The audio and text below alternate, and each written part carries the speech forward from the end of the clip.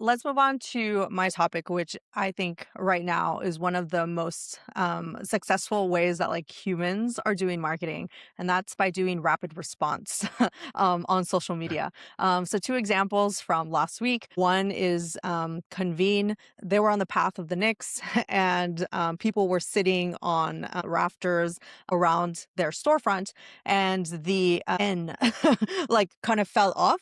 And instead of making it a negative thing of like, oh, these people are out here, destroying things, they just went and like updated their logo across all their social media platforms to have the N shifted. 3 hours after it was done, they posted it on Instagram. They changed the logo to Knicks colors. They got 67,000 views. That's like their best ever like post. Rachel Carton tweeted that that was quick, and that got 80,000 views. And then the other one is what Kraft did for like ranch, right? Like, which takes a couple layers of like the onion, right? Like, first it was that European account that tweeted about like, why has nobody ever told me about ranch, right? And then TSA posted that like, hey, people that are flying, make sure you're not like putting in ranch bottles into your carry-on like items because it's going to get taken out, right? And then so like Kraft came out and said like, hey, we've created TSA proof ranch bottles for you to take on an airplane with you. It was just like this moment of like being so terminally online and like seeing things as it's happening, and then being able to like respond quickly. And I think in a time when everything moves so fast, these are the opportunities that are like coming where it's like, what can the people that are on the ground, social media, right, like that they're seeing, what can you do to like put your brand into that conversation?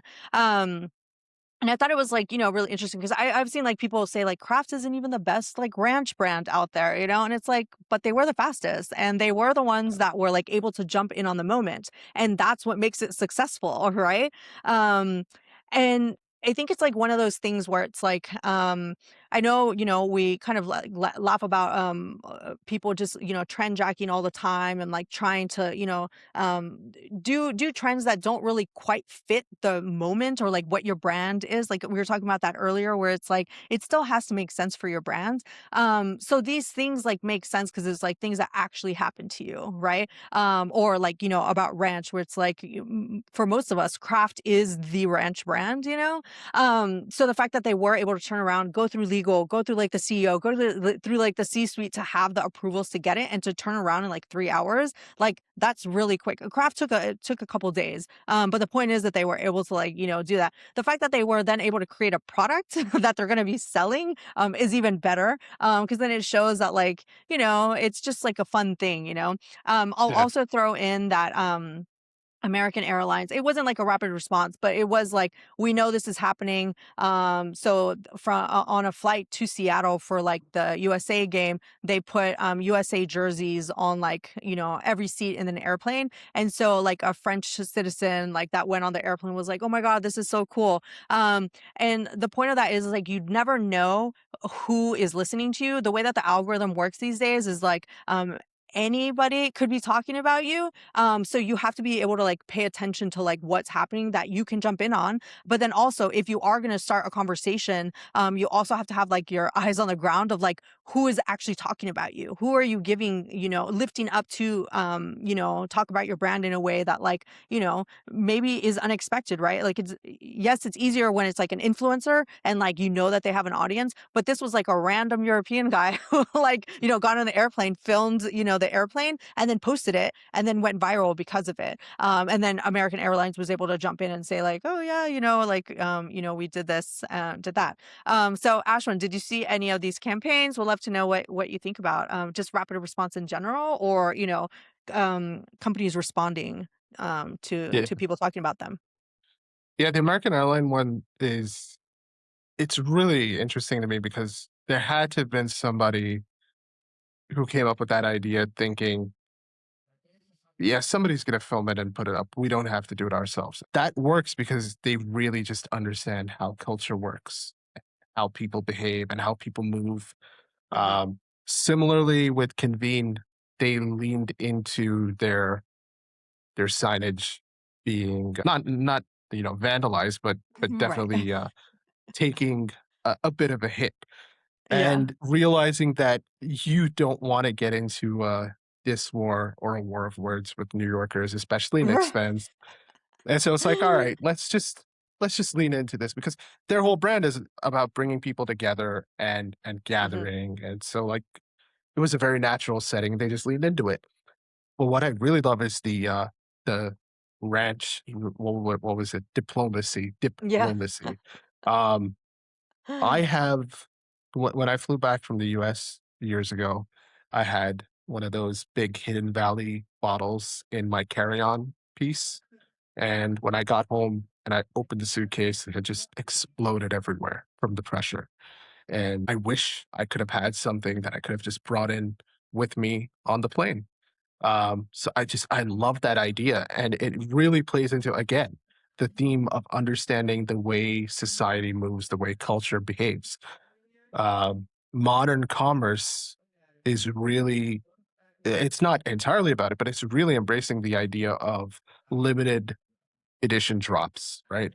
You have it in merchandise, you have it in apparel, you have it in footwear. Nearly every single consumer segment has the limited edition drop. And so the window for what they're doing with the TSA compliant ranch kits, they have a bigger window with the World Cup going on. It really does feel like one of those limited edition Mhm. pieces where somebody might buy one so that they can actually consume it, but then they might also buy one just to kind of hang on to it and Post say, about it. like, I yeah, I was there, take a Yeah. photo of it, but also just to have a talk piece in their house. So it's like, hey, here's the ranch kit from when I went to the Yeah. World Cup in the US. Um, it's it's great because like I said, it just combines real world constraints, real world limitations with how people behave, how culture moves. Mhm. And, for better or worse, a lot of this stuff is ephemeral. So what's popular today is going to be forgotten in a week or a month. Mhm. And yeah, if you don't stay on top of stuff and take advantage of it when it's there, it's gone. Yeah, yeah, yeah. Yeah, I think that's like one of the things where I know many of us in like social media joke about how terminally online you have to be. And I think that that's just kind of table stakes these days, right? For you to be Yeah. able to jump in on those moments. Not only is social media a place where you're finding out what's happening, but it's also a place for you to have your ears to the ground of like what your consumer or your user is talking about. Not in regards to you necessarily, but about your industry. So these are the conversations that you have to be able to jump in on. Like, and it's also like really good market research for you to then take back about like what is it that you're building, how you're building it, are the product features that you're building or your roadmap where people want it to go, and yes, you can do that by also talking to your customers, but if you're wanting to get more customers, it's a good way to figure out like what it is that they want from a product, or just even doing that competitive analysis of like what is it they like about your competitors, right? Yeah. Are there things that you could also be doing? And I think that like if you want to participate in conversations, you have to know what's happening. One. Two, you also have to set up a process internally in order to be able to respond quickly, right? Because otherwise, I mean, we see that happen to this day, right? Like we have brands that like respond to things like a month later, and you're like, this is old. This isn't even relevant anymore. And then when it doesn't do well, you're like, oh, well, like, why didn't it do well? And it's like, because nobody is talking about that thing anymore, you know? Right. And I think those are the things you have to try to take advantage of, right? I think that means you have to be able to allow the people that are in social media to take risks and experiment, right?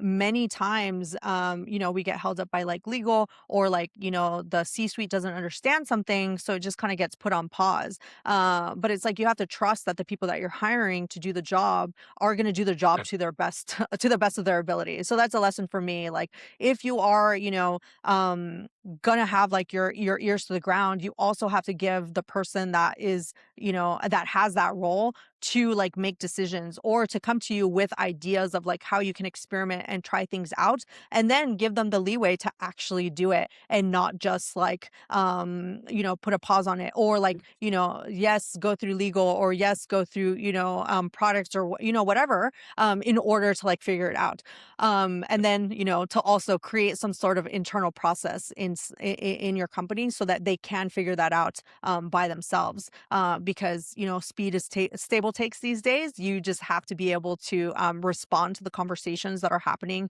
on social media. That's what consumers, users expect these days from brands, especially the large ones, right? I think that Yeah. was really cool about Kraft doing this, because it was like, I sometimes I feel like the bigger brands are the slowest to be able to, jump Mhm. in on things. So the fact that they were able to turn this around that quickly, not just even like create, a fake post about, TSA compliant ranch, but to actually have a product that they can then sell to people, it is what like made this like super cool.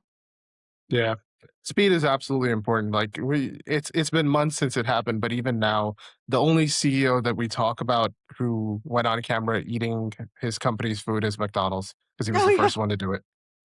Nobody talks about the Burger King CEO. Nobody talks about Wendy's, Jack in the Box. They all did it. Every single one of them did it. But everybody remembers McDonald's because they started the whole thing. Mhm. Yeah. The other takeaway for me is like, in addition to speed, you also have to have somebody who really has their finger on the pulse of Hmm. your consumer base and understands how they behave, how they think, how they act, how they consume media.